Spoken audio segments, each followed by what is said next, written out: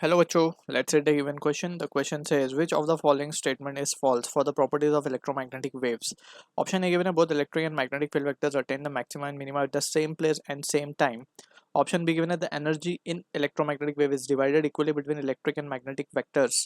Option B given है, both electric and magnetic field vectors are parallel to each other and perpendicular to the direction of propagation of wave. Option D given है, these waves do not require any material medium for propagation. So for this question, जो key concept यहाँ पे we will be using is the concept of properties of EM wave,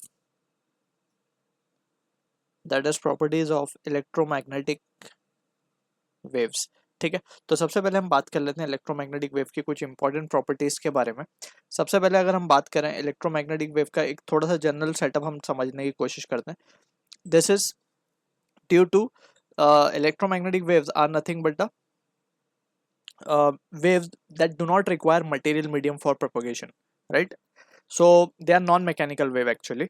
तो यहाँ पे हम देख सकते हैं कि इलेक्ट्रोमैग्नेटिक वेव की जब प्रोपगेशन की बात करते हैं, लेट्स सपोज हमारे पास इलेक्ट्रिक फील्ड वेक्टर है, कुछ इस तरीके से वाइब्रेट कर रहा है,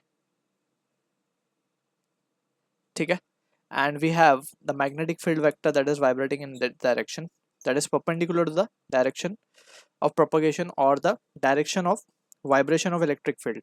तो मान लेते हैं ये हमारा इलेक्ट्रिक फील्ड वेक्टर है E bar and this is the magnetic field vector. अब हम देख सकते हैं from clearly from this diagram, this is how the mutual oscillation of electric and magnetic field vector takes place in order to electromagnetic wave to travel.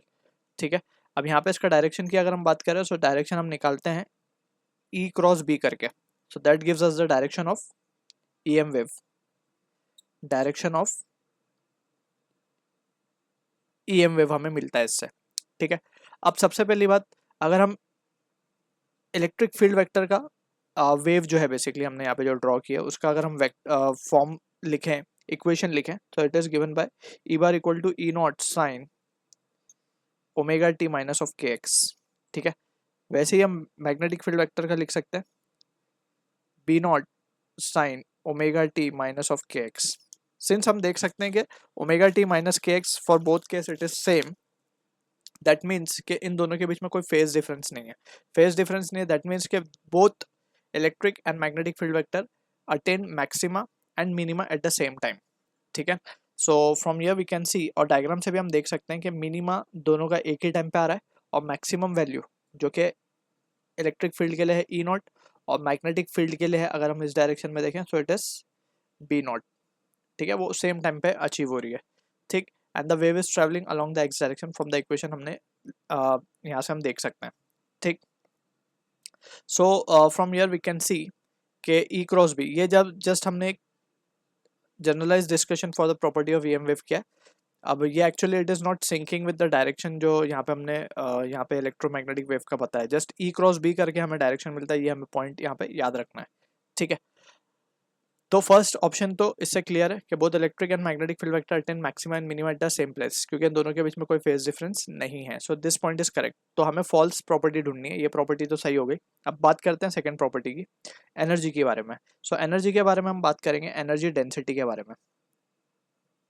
Energy density, so we have derived energy density, that is the average energy density की हम बात करें in terms of electric field अगर हम लिखें तो it is 1/4 epsilon naught E naught का square, right.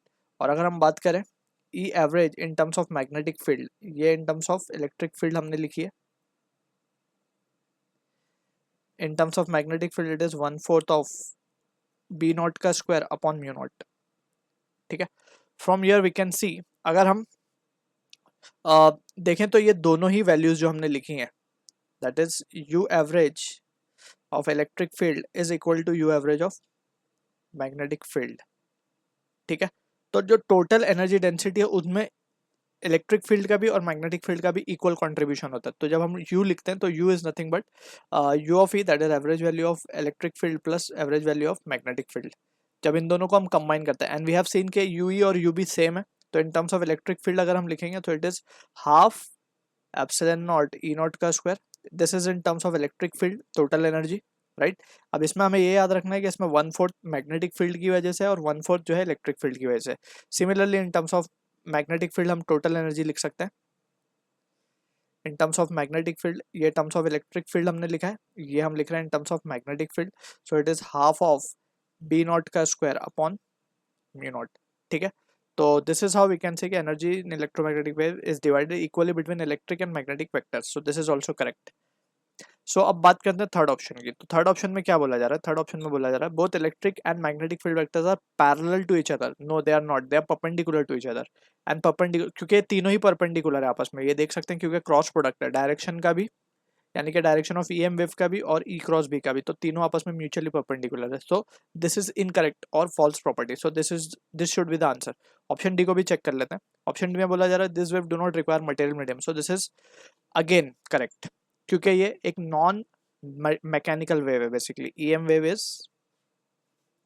A non mechanical wave. Non mechanical wave क्या होती है, that the wave that does not require material medium for its propagation, ठीक है ना। So this point is also true, so this cannot be also the answer, so C will be the correct answer for this question. I hope you understood the solution. All the best.